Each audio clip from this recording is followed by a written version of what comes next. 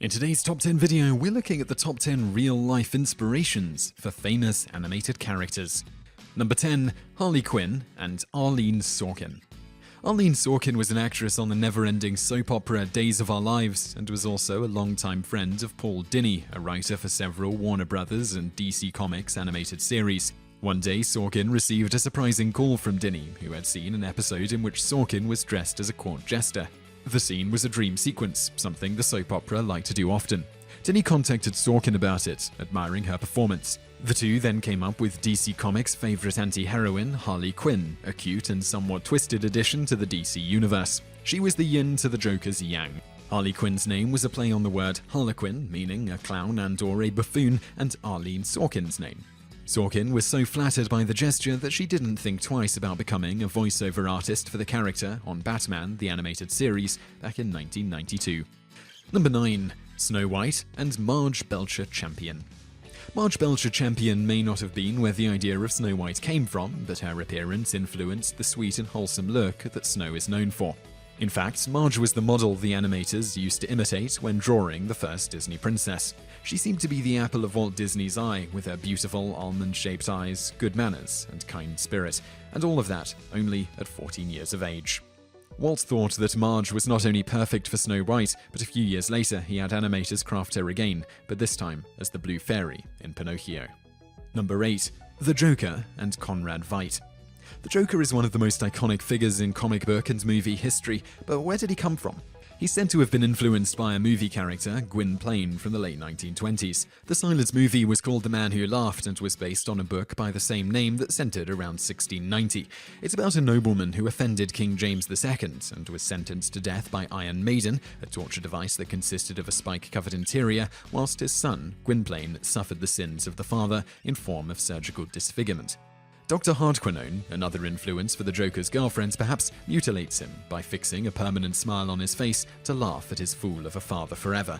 The permanent grin was the first influence for the Joker, and soon after, the playing card was added. Et voila! The Joker was born. Number 7. Eric Cartman and Archie Bunker. Matt Stone and Trey Parker, best friends and the two geniuses behind the controversial series South Park, admitted that the show is filled with influences from their upbringing in Colorado. Among these influences were scandalous shows like All in the Family, which the pair watched as kids. The chauvinistic Archie Bunker was the biggest inspiration for 8-year-old foul-mouthed Eric Cartman. Matt stated in an interview that the friendship between Eric Cartman and Carr Broflovski was greatly influenced by the relationship between Archie Bunker and Michael Strivik, thus making it the most politically incorrect bromance in animated history. Number 6. Popeye the Sailor and Frank Rocky Fiegel. Ilse Chrysler Seeger, the creator of Popeye, got his influence for the pipe-smoking, spinach-chomping sailor man in the form of Frank Rocky Fiegel when he was just a boy. E.C. Seeger found his inspiration for Popeye, olive oil, and Bluto in residence of his hometown, Chester, Illinois. Frank Fiegel was a one-eyed sailor with incredible strength and a sturdy build, which earned him the nickname Rocky. Fiegel impressed Seeger so much that the young cartoonist took to the funny pages with his Thimble Theatre comic strip on January 17, 1929.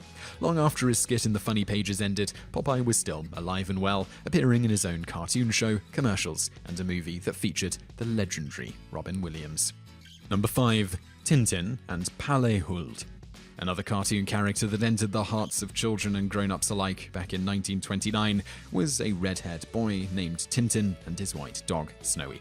Georges Remy, aka Herge, the creator of Tintin, was a Belgian artist during this time and got his inspiration from Palle Huld, a truly remarkable boy of only 15.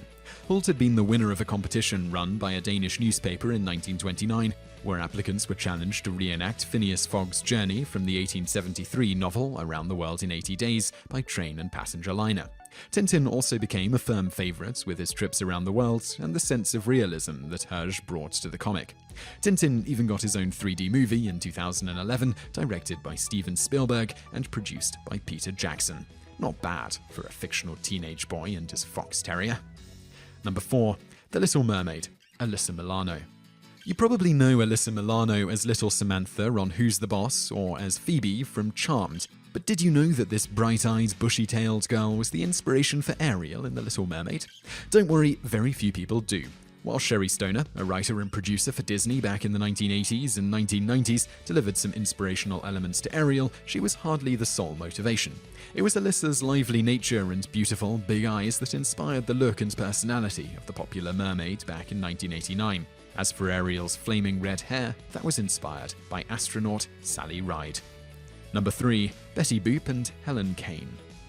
Boop Hoopa Doop. It was the catchphrase that started it all. Now, what if we told you that along with that catchphrase, Helen Kane's looks and voice were stolen for a certain bobble-headed sex kitten of the 1930s? At least that's what she'd like you to believe. Nobody knows what the real story was because the internet is filled with he said, she said accounts, but it seems as Betty Boop's star rose, Helen's crashed and burned. In 1933, Paramount Pictures was sued by Kane for $250,000. Kane's reason? Betty had apparently stolen her Boop Hoopa Doop and loopy style. Various performers of the time testified, including Esther Jones, aka Baby Esther, another Betty Boop inspiration manager, claimed to have used Boop Hoopa Doop long before Helen Kane, and that Kane had stolen the catchphrase from Esther's cabaret show in the first place. Kane lost the lawsuit and was soon forgotten, unlike her so-called impersonator, Betty Boop, who still lives on in the merchandise of teens and adults alike. Number 2. Jessica Rabbit, Vikki Dougan. The year was 1957. Vikki Dougan was the talk of the town, the girlfriend of Frank Sinatra and it girl of the social scene. She was a sex pot in her backless numbers that scored her the nickname The Back. Gangsters were often quoted as saying things like, Vikki Dougan makes the best exits in town. She used self-confidence and sex appeal, making the women jealous and exciting the men of the 1950s and 1960s. Then in the 1988 film Who Framed Roger Rabbit, Jessica Rabbit, Roger's incredibly sexy wife, was created with Dougan as the inspiration.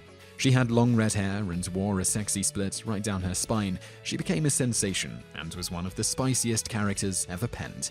Her famous quote explains it all. "I'm not bad, I'm just drawn that way." Number 1. Elmer Fudd, Robert Believe It or Not Ripley. It or not, Elmer, I'm hunting wabbits Fudd, formerly known as Egghead, was inspired by Robert Ripley.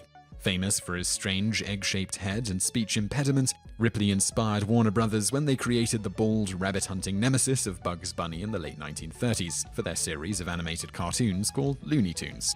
Ripley even modeled as Fudd for an episode called Believe It or Else, where Fudd is seen sporting spats and a loud suit, Ripley's trademark outfit. Elmer Fudd, Bugs Bunny, Daffy Duck, and others were an absolute hit with the audience, and so was Robert Ripley's show, Ripley's Believe It or Not. Ripley would feature people on his show that could do incredible things and then tell his audience stories that awed and amazed them. Unfortunately, Ripley's downfall was his love of alcohol, and he would anger Murray Roth, the show's producer, because he kept mashing up the scripts in his drunken stupor. Elmer Fudd, on the other hand, still lives on children's networks such as Boomerang today. So I really hope you enjoyed that video, and I'd love to know what you think of it, so please leave a comment below. I'm also going to link over to another video that you might enjoy, so just click on that thumbnail on the screen now, and don't forget to subscribe to our channel because we put out a new video 7 days a week, and you can also visit us online. Just go to TopTenz.net. Thanks for watching.